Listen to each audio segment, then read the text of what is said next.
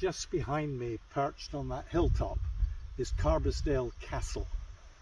I was about to tell you it was in the county of Sutherland, but in fact it's not. And there's a very important reason why it's not in the county of Sutherland. So let's go and take a closer look, and I'll tell you the story.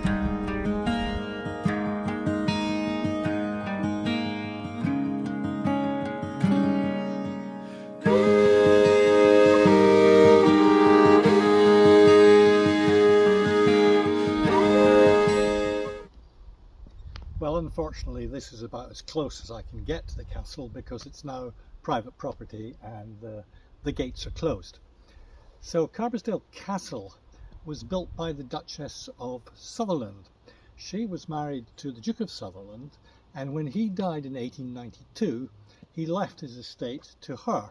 But she was not well liked at all in the family. In fact, she was a very naughty girl. And so they contested the will, which took quite a while, interrupted by the fact that she had actually destroyed some of the documents, and she was arrested and banged up in Holloway prison for 6 weeks until that little incident was sorted out.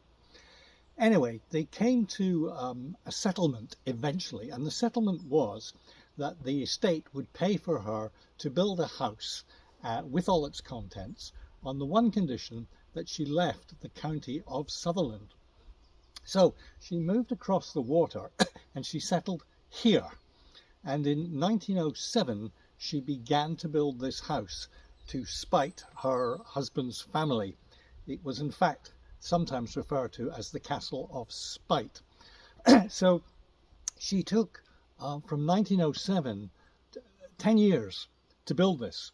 I heard from some locals a while ago that she fell out with architect after architect. She was a difficult character, but eventually when it was finished around 1913, she actually died, so she never really got to enjoy it.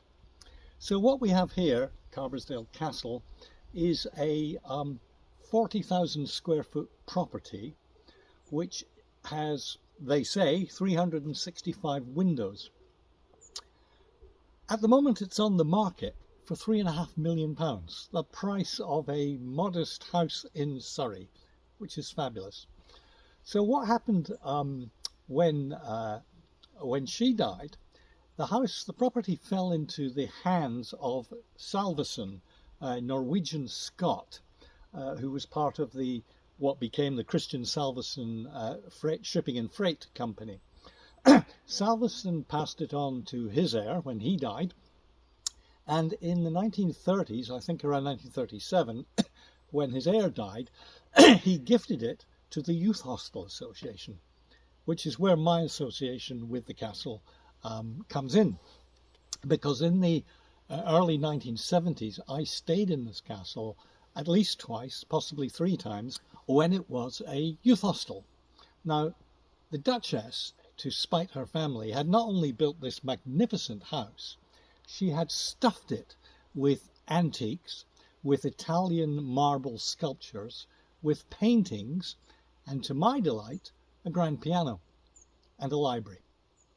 So when I stayed here in the 70s, I do recall sitting in the drawing room, playing this grand piano, surrounded by all this opulence. And it was a youth hostel, for goodness sake, something that cost in those days about 50p a night. So I loved coming here. I remember one night staying in here with only 2 or 3 other people. We had our own castle. It was absolutely magnificent. It stayed as a youth hostel until 2011, when it was closed for repair and it never reopened. After that, the Youth Hostel Association sold it to a buyer who then sold it on again. And according to a sign just over here, it is now owned by Lady Samantha Kane. But she wants to sell it, and very, very recently it went back on the market. So here you go. If you fancy your own castle in the Highlands of Scotland, this is the one. From my memory, it was a fabulous property, and I'm just disappointed the gates were closed.